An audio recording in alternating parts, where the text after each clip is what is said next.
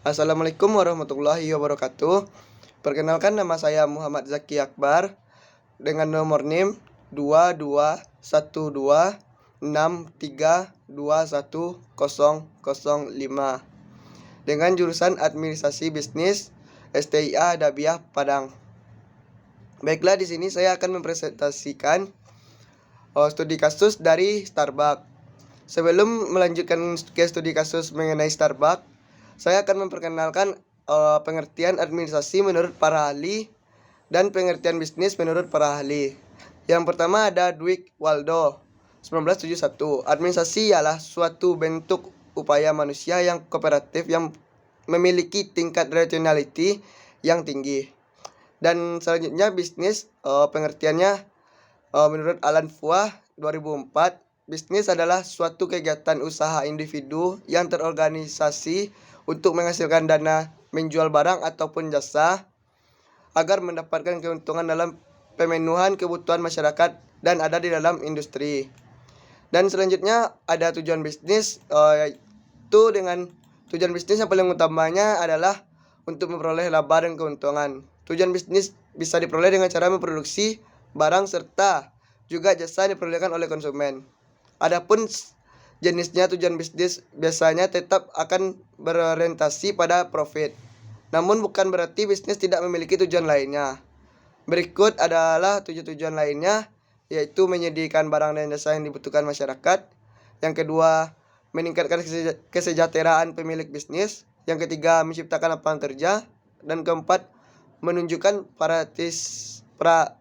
prestise dan kinerja. Baiklah, akan saya lanjuti mengenai Starbucks ini. Yang pertama ada sejarah dari Starbucks.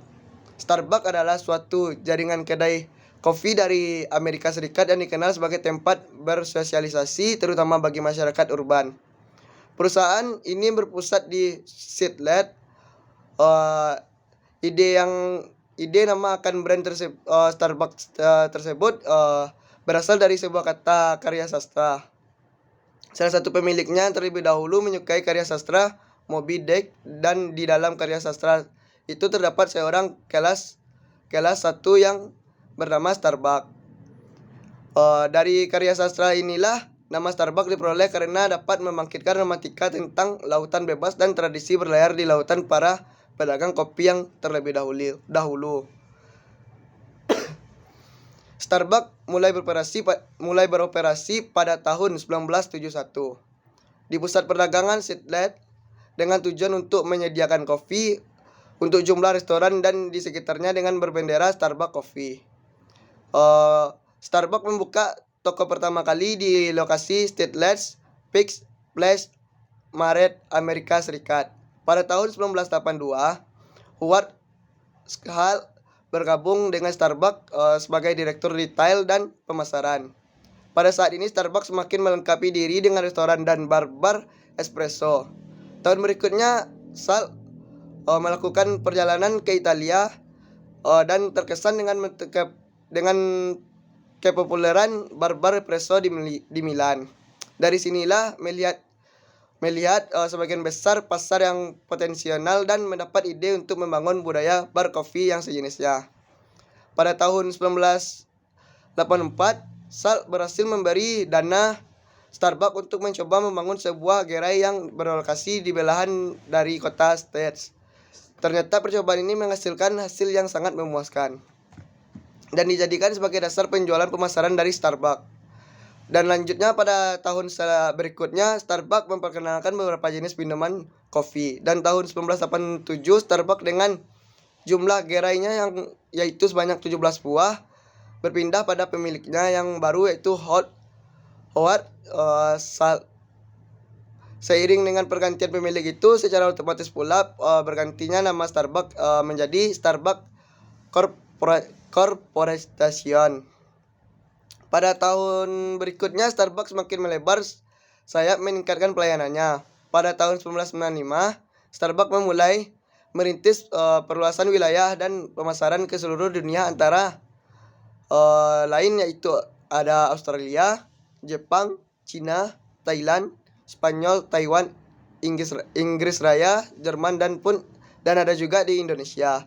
Hingga tahun 2005, Starbucks memiliki 8.949 gerai yang termasuk ke seluruh dunia, dengan rincian 6.376 gerai di Amerika Serikat dan 2.573 di negara lain dengan berbendera Starbucks Kopi Internasional. Baiklah, langsung lanjut dengan studi kasusnya. Yang pertama ada strategi pemasaran yang berorientasi pada pasarnya. Penempatan misi. Pernyataan misi Starbucks ini dengan kata untuk menginspirasi dan memelihara semangat manusia, satu orang, satu cangkir, dan satu lingkungan pada satu waktu. Untuk mendapatkan misi tersebut, terdapat beberapa prinsip yang dianut oleh Starbucks, yaitu yang pertama, kopi kami, atau disebut dengan juga bahasa Inggrisnya our coffee, itu selalu dan akan selalu menjadi tentang kualitas. Yang kedua yaitu mitra kami atau our partners. Kita disebut mitra karena bukan hanya sebuah pekerjaan gerai kita. Bersama-sama kita merangkul keragaman untuk menciptakan sebuah tempat di mana masing-masing dari kita bisa menjadikan diri kita sendiri. Yang ketiga yaitu pelanggan kami atau our customer. Ketika kita benar-benar terlibat, kita berhubungan dengan tertawa bersama dan mengangkat kehidupan pelanggan kami bahwa jika hanya untuk beberapa saat saja. Yang selanjutnya yaitu ada toko kami atau our stores. Ketika pelanggan kami merasa memiliki ini, toko kami menjadi tempat berlindung, istirahat, dan kekhawatiran di luar. Tempat di mana Anda dapat bertemu dengan teman-teman. Yang selanjutnya yaitu ada tentang kami atau our neighborhood. Setiap toko adalah bagian dari komunitas dan kita dapat mengambil tanggung jawab kita untuk menjadi tetangga yang baik, serius. Dan selanjutnya yang terakhir ada yaitu pemegang saham kami atau our shareholders. Kita tahu bahwa ketika kami menyampaikan dalam setiap bidang ini, kami meningkatkan kesuksesan jenis penghargaan pemegang saham kami. Dan selanjutnya ada lagi studi kasusnya tentang analisis SWOT. Yang pertama ada analisis SWOT tuh. Yang pertamanya yaitu tentang strength heads. Ada berbagai macam, yaitu Starbucks telah dikenal dengan brand global yang kuat yang dibangun melalui reputasi yang solid untuk produk premium yang dikenal oleh konsumen dalam hal kualitas tinggi minuman. Yang kedua ada Starbucks telah menetapkan prinsip-prinsip bisnis yang bernilai, antara lain yaitu menyediakan lingkungan kerja yang bagus dan memperlakukan suatu sama lain secara bermartabat. Yang ketiga, Starbucks tidak banyak membelanjakan promosi melalui mass and fans, tetapi lebih mengadakan kegiatan word mouth sehingga lebih menginvestasikan biaya. Selanjutnya yaitu Starbucks secara terus-menerus melakukan inovasi baik dalam menyediakan produk-produk baru atau furniture maupun dalam pelayanan memberikan experience lebih. Starbucks sangat profitable dan basis finansial yang kuat. Dan terakhir ada Starbucks memiliki ribuan gerai di puluhan negara dunia. Selanjutnya ada weakness dengan ada 3 macam dengan perincian yang premium. Starbucks di luar jangkauan beberapa segmen konsumen terutama menengah ke bawah sehingga rentan terhadap persaingan pada titik harga pasar. Yang kedua bergantung pada retail kopi yang membuat lambat dan verifikasi. Memiliki masalah beberapa operasi internasional, misalnya operasional di Jepang yang lesu, penutupan beberapa gerai di Israel, dan ada juga oportunitas yaitu potensi penjualan CD yang diputar Starbucks yang saat ini sudah mulai dilakukan. Starbucks memiliki potensi pasar besar di pasar mancanegara, misalnya Cina yang pada saat ini hampir 200 gerai dengan pertumbuhan yang bagus. Dan tren hidup yang ketiga Dengan memiliki tanpa koefisien dan rendah kalori yang ditawarkan, Starbucks berpeluang meraih basis pelanggan yang lebih luas. Yang keempat yaitu co-branding atau kemitraan dengan penyediaan makanan dan minuman lainnya, seperti yang sudah dilakukan dengan Pepsi Cola untuk produk Starbucks Frappuccino. Dan selanjutnya ada Tetris, yaitu dampak dari ekonomi. Penjualan Starbucks dipengaruhi oleh pengaruh luar. Ekonomi berubah bisa menyebabkan kenaikan harga kopi, meningkatkan secara alamiah harga kopi bersifat volatile.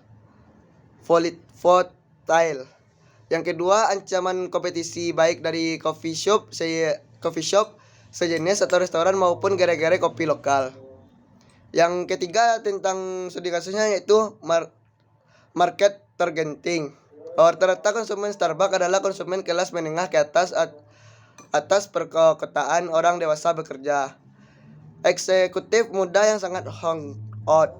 Hal ini mungkin disebabkan oleh tingginya harga minum Starbucks karena banyak kelas pekerja yang belum bisa mengerti mengapa seorang harus membayar mahal untuk meminum kopi. Di sisi lain, ada mahasiswa sebagai konsumen setia Starbucks. Biasanya mahasiswa ini berasal dari keluarga kaya dan uang saku yang cukup lebih, sehingga bisa dibelanjakan untuk minum di Starbucks. Mahasiswa ini datang ke Starbucks sambil mengerjakan pekerjaan rumah ataupun bertemu teman-teman lainnya. Ada juga konsumen kelas pekerja yang bersedia meluangkan waktunya untuk pengalaman minum kopi di Starbucks. Hal ini disebabkan oleh prestis yang diperoleh dengan minuman Starbucks atau kemewahan produk berkualitas tinggi. Kemudian ada juga yang individu yang senang menghabiskan waktu senggang dengan melakukan aktivitas sendiri seperti membaca buku, membuat karya tulis dengan laptop dan lain-lainnya. Ada juga pasangan muda-mudi yang senang hangout di kafe untuk nongkrong, juga jadi target market bagi Starbucks. Target usia pelanggan Starbucks adalah 18 hingga 40 tahun. Namun menurut penelitian bahwa anak-anak muda maupun dewasa yang lebih tua ternyata suka Starbucks juga. Menurut artikel Starbucks Ranks 10 on Young Customer oleh Alison Lim, ada beberapa konsumen anak karena telah bisa memegang cangkir. Perusahaan tidak pernah memasangkan ke segmen anak-anak, tetapi mulai mempertimbangkan untuk membidik usia kurang lebih 18 tahun sebagai basis konsumen. Baik, selanjutnya ada tentang perkembangan marketing. Starbucks memiliki produk minum utama yang dibagi menjadi 3 jenis, yaitu hot, cold with ice, dan frappuccino dengan berbagai varian. Yang paling favorit adalah frappuccino, yaitu dengan minuman basis kopi yang penyajian menggunakan es telah dihancurkan oleh yang dicampurkan minumannya. Selain minuman yang terdapat produk makanan yaitu berupa cheesecake dan berbagai makanan ringan lainnya. Starbucks menyediakan pula berbagai jenis merchandise dan gift yang unik dan bagus yang bisa dipakai sendiri maupun dihadiahkan ke teman ataupun relay.